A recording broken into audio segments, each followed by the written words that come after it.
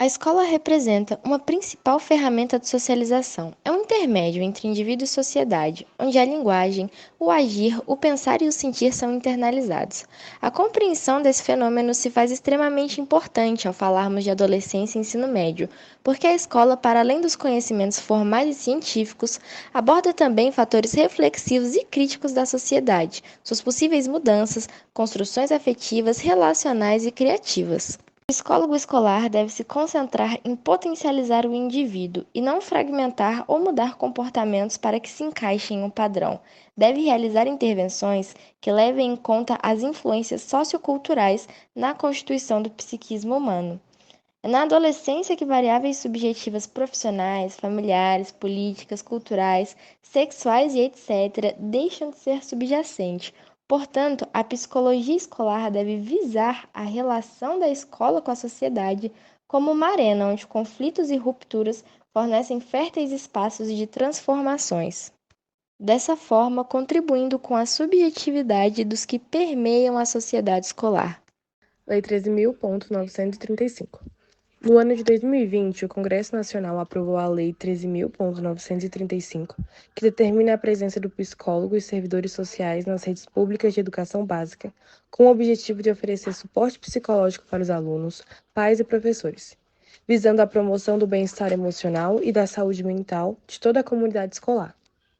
Para entendermos melhor sobre o assunto, entrevistamos a psicóloga Adriana Ferreira, mestre em educação pela Universidade Federal de São João del-Rei, especialista em psicologia escolar e educacional pela Faculdade Uninter e especialista em alfabetização e linguagem pela Universidade Federal de Juiz de Fora. Tem como experiência profissional professora universitária de graduação e pós-graduação, coordenadora do curso de psicologia e psicóloga na Prefeitura de Juiz de Fora, psicóloga escolar do ensino médio e psicologia clínica. São as ações que o psicólogo pode desenvolver na escola. Bom, são muitas ações. O importante a gente ter em mente é que o psicólogo escolar, ele não vai fazer clínica na escola, né? Eu sempre digo que a atuação do psicólogo na escola é uma atuação institucional. O psicólogo na escola, o psicólogo escolar, ele atua com a comunidade escolar. A perspectiva de trabalho dele, ele não é clínica, né? Não é individualizante, é uma atuação voltada para o coletivo, é uma atuação que deve ser preventiva. Então, ele pode fazer, por exemplo, assessoria a professores, orientações a pais, atendimento a alunos, orientação profissional, desenvolvimento de habilidades sociais, habilidades socioemocionais, não só para os alunos, mas para toda a comunidade escolar. Trabalhar também com os demais funcionários da escola, que são tão importantes quanto os professores, equipe técnica e gestora. Reunião de pais. Então, assim, são muitas coisas, né? Até difícil a gente enumerar aqui, porque realmente as possibilidades de atuação são muito grandes, né? Eu entendo que grande parte das pessoas ainda não conhece qual é o papel, né, do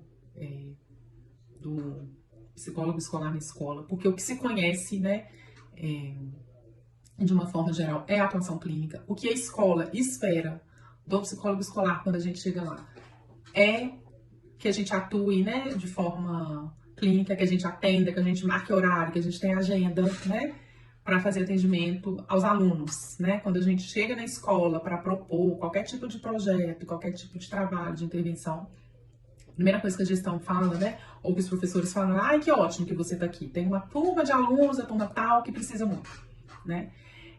Mas é importante a gente pensar, né, a atuação do psicólogo na escola como uma atuação que visa o contexto, né? Que visa as relações que ali se dão, que visa o componente subjetivo do sujeito da educação. E aí o sujeito da educação não é somente o aluno, né?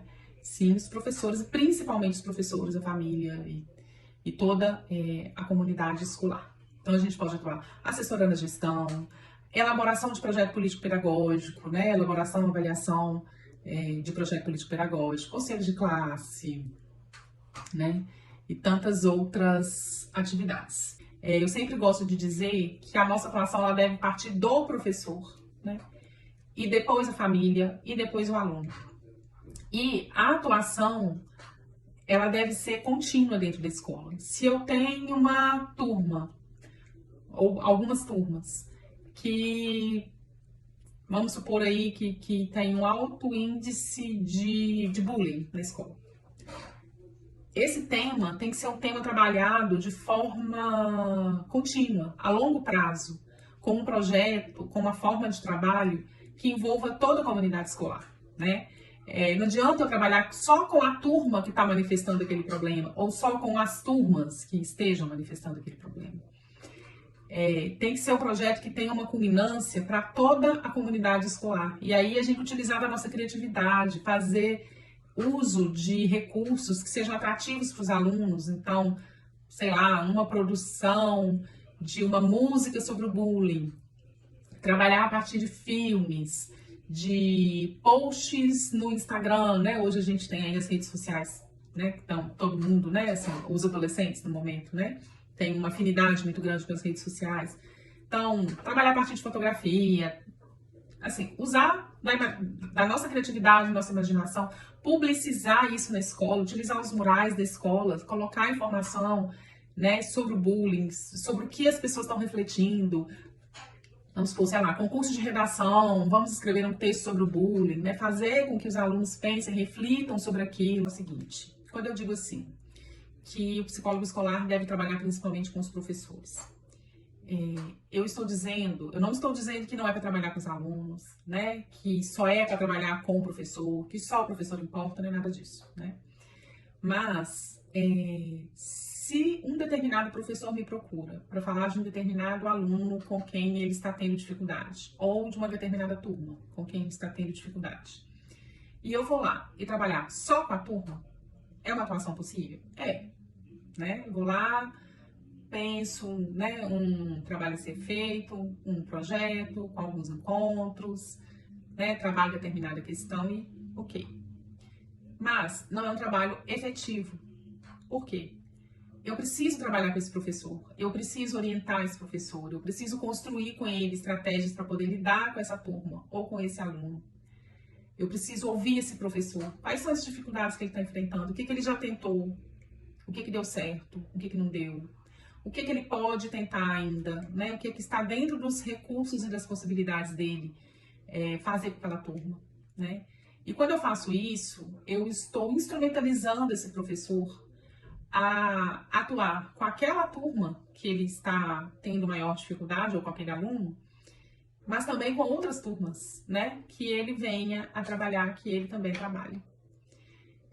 Nesse sentido, né, uma reunião de professores, uma reunião, né, pedagógica, é muito rico. A participação do psicólogo nesses momentos, né, de reunião dentro da escola é muito potente nesse sentido, porque você está ali fazendo uma fala que é para todo o corpo docente da escola.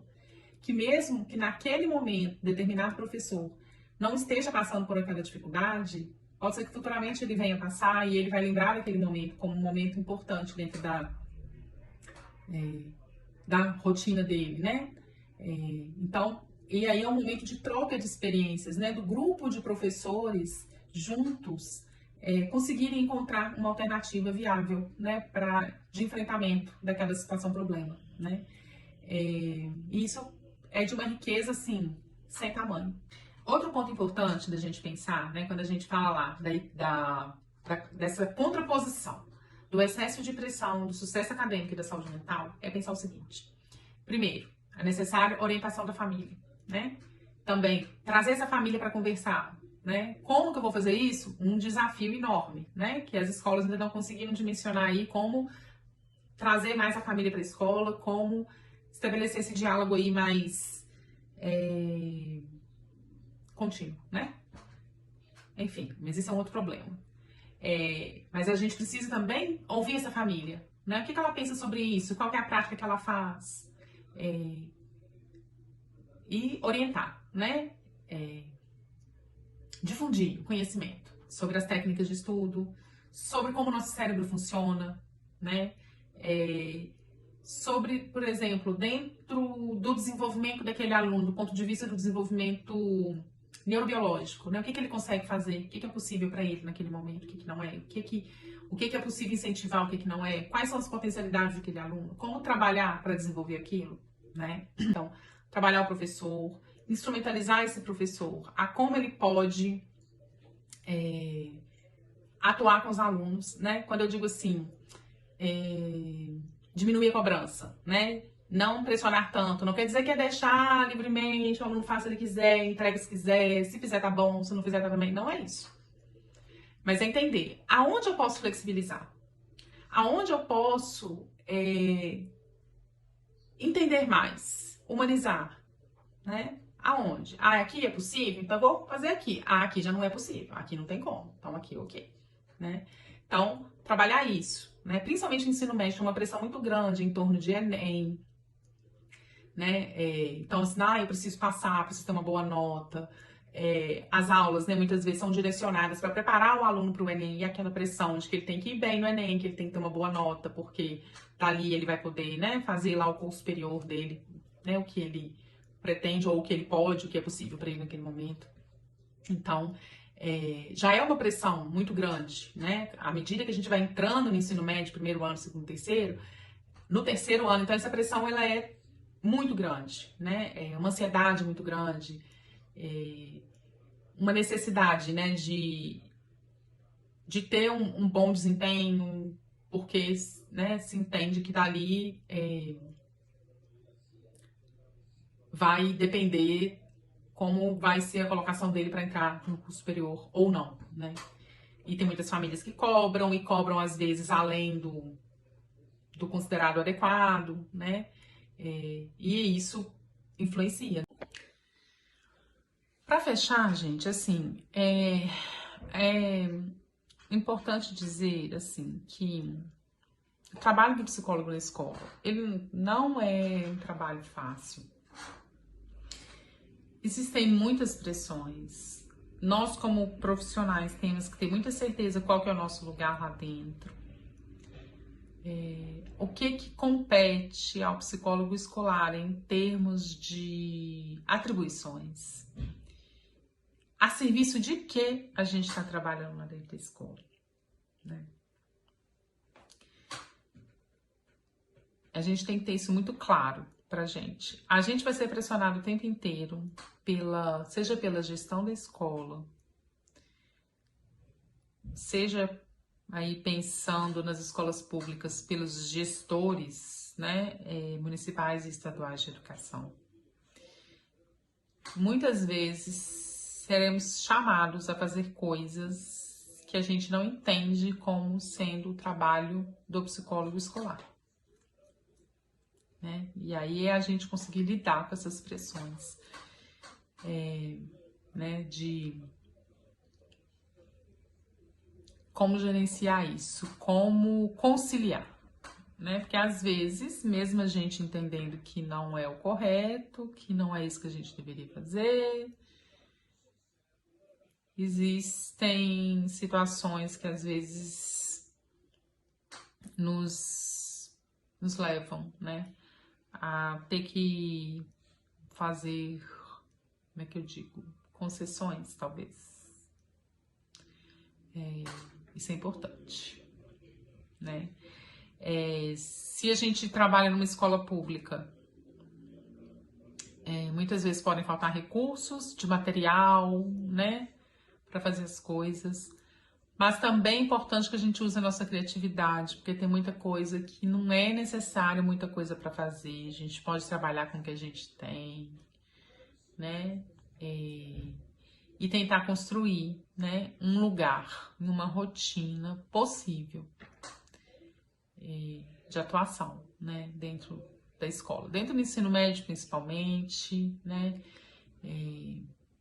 trabalhar com temáticas aí relativas à transição para o mundo do trabalho, por exemplo, orientação profissional, projeto de vida, né, essencial, não só aquele projeto de vida que está lá